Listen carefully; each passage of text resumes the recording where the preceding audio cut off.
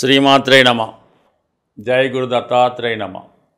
ఈ వీడియోలో మనం మకర రాశి వారికి జూలై 16 నుంచి 31వ తారీఖు మధ్యలో జరగబోయే పక్ష ఫలితాలు పరిశీలిద్దాం. మరి మకర రాశి వారికి తృతీయ స్థానంలో ఉన్నటువంటి శని భగవానుడు చాలా ఉత్సాహాన్ని ప్రోత్సాహాన్ని ఇవ్వడం జరుగుతుంది. అయితే ప్రస్తుతం వక్రగమనం పొందడం వల్ల మరింత బలవంతుడై మీకు ఎక్కువ అవకాశాలు ఇవ్వడం జరుగుతూ ఉంటుంది.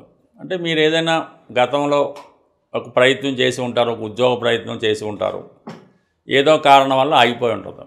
తిరిగి మళ్ళా ప్రయత్నం చేస్తే ఆ ఫలితం మీకు లభించే అవకాశం ఉంది.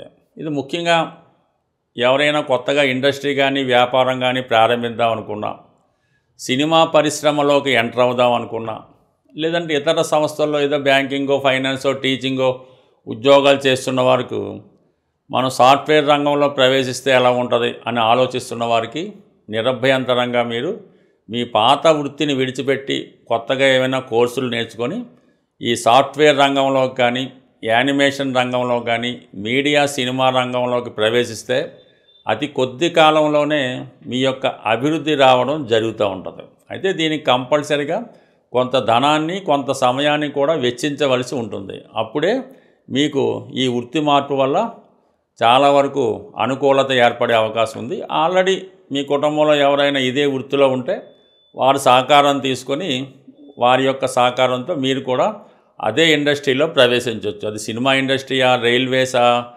లేదంటే సాఫ్ట్వేరా, ఇది ఆలోచించి దాన్ని బట్టి నిర్ణయం తీసుకుంటే కంపల్సరీగా మంచి ఆదాయం పెరుగుతుంది.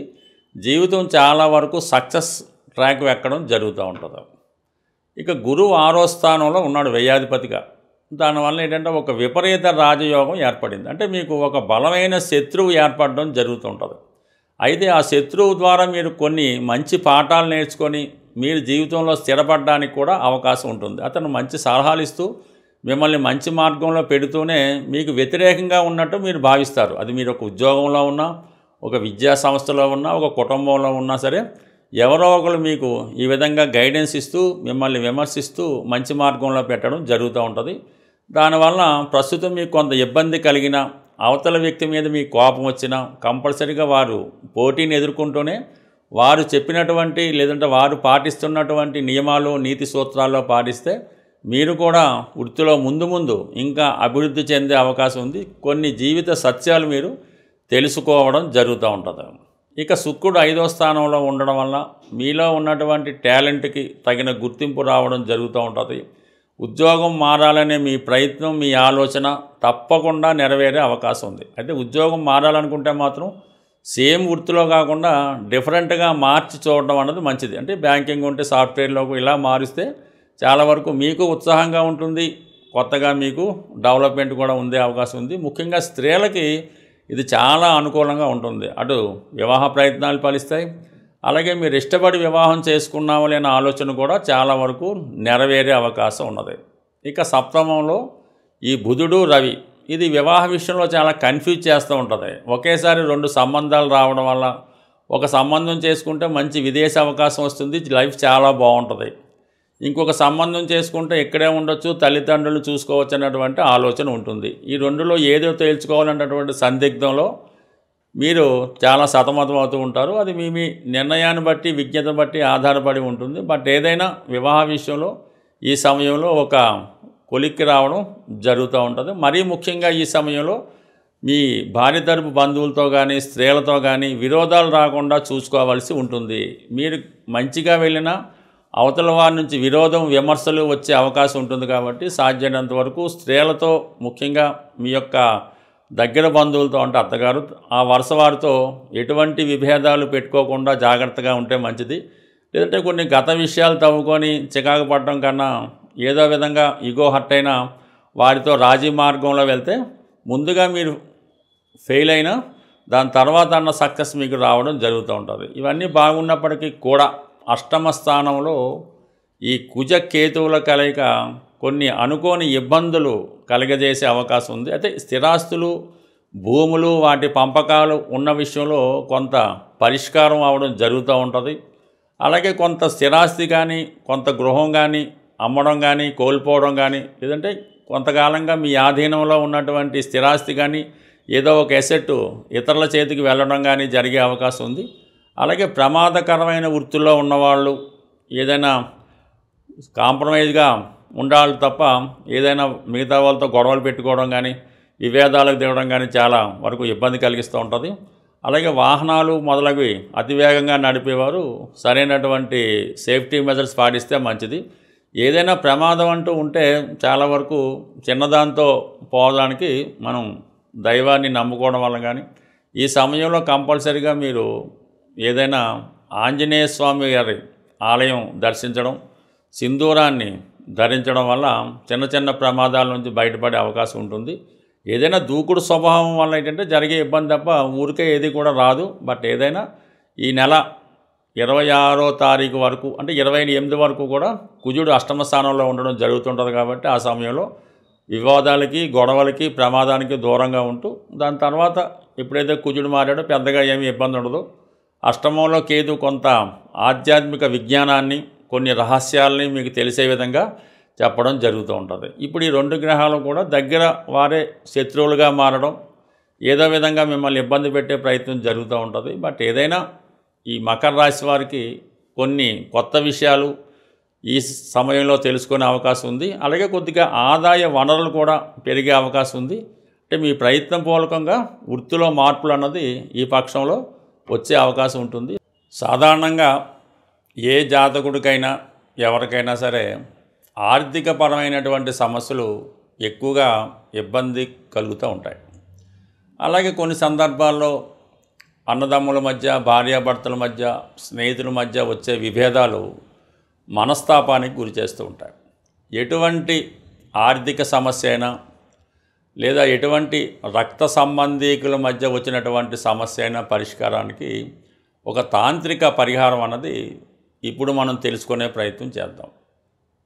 మీకు మీ నక్షత్రానికి సాధన తార వచ్చే రోజు ఎన్నుకోవాల్సి ఉంటుంది. అంటే సాధన తార అంటే మీ జన్మ నక్షత్రానికి 6వ తార సాధన తార అంటారు. ఆ సాధన తారలో మనం ఏ ప్రయత్నం చేసినా కంపల్సరీగా అది సక్సెస్ రావడం జరుగుతూ ఉంటుంది. అది కోర్టు కేసు అవ్వచ్చు, ఉద్యోగ ప్రయత్నం అవ్వచ్చు, రుణ ప్రయత్నం అవ్వచ్చు, కంపల్సరీగా సక్సెస్ అవుతూ ఉంటుంది. అంటే ఏదైనా ఈ పంచాంగాన్ని, నక్షత్రాలను పాటిస్తూ ఉంటే వారికి దీని యొక్క విలువ అర్థమవుతూ ఉంటుంది. కొంతమంది పెద్దగా ఈజీగా తీసుకుంటారు. కానీ కావడం మీరు ఒక సాధన తార రోజు మీకు ఏదైనా ఒక ఆంజనేయ స్వామి టెంపుల్లో పరిచయం ఉంటే, పూజారి గారు ఉంటే ఓకే.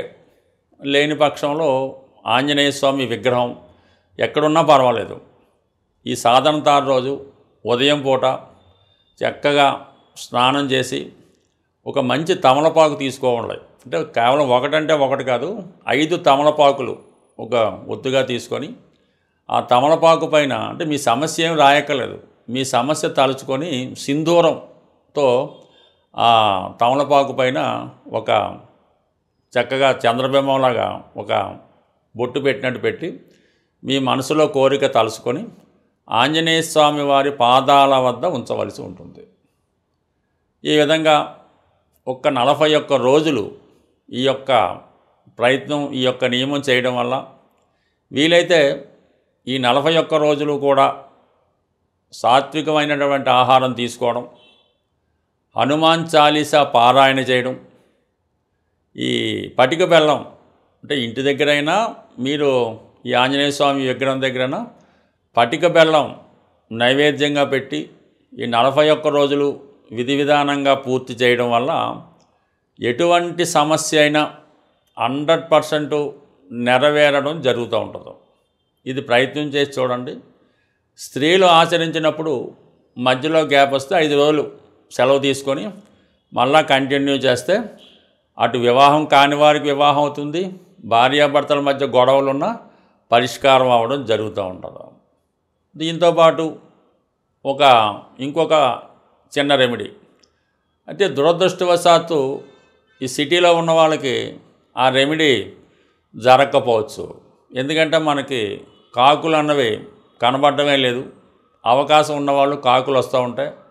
మీకు ఏ సమస్య అయినా అవటం లేదు, ఇబ్బంది పడుతుంది, అప్పు దొరకడం లేదు, ఏది ఈతి బాధలున్నా ఇంట్లో సమస్య ఉన్నా మీరు భోజనానికి ముందు అంటే మీరు మధ్యాహ్నం భోజనానికి కూర్చునే ముందు మీ యొక్క అంతా విస్తరి అంతా వడ్డించిన తర్వాత కొద్దిగా అన్నం ఏదో కూర కలిపి ఆ ప్రహరీ గోడ మీద ఈ కాకికి ఆహారంగా పెట్టి అంటే కాకి వచ్చిన తర్వాత అంటే ముట్టుకున్న తర్వాత మీరు తింటే అది మీకు చాలా సక్సెస్ వస్తుంది. లేని పక్షంలో మనకంత విధి నిర్వహణలో కుదరకపోవచ్చు. ఒక బెల్లం ముక్క మేము డ్యూటీకి వెళ్ళే ముందే ఆ కాకికి పెట్టడం వల్ల మనకి చాలా చాలా చాలా జటిల సమస్యలు పరిష్కారం అవడం జరుగుతుంటుంది. ఏ సమస్య అయినా ఒకరోజు పెడితే అది సరిపోదు, అది మొక్కుబడిగా చేసినా కూడా సరిపోదు. సంపూర్ణ విశ్వాసంతో చేయడం వల్ల కంపల్సరీగా మీకు ఎటువంటి సమస్య అయినా ఈ పరిష్కారం అవడం జరుగుతూ ఉంటుంది. స్వస్తి.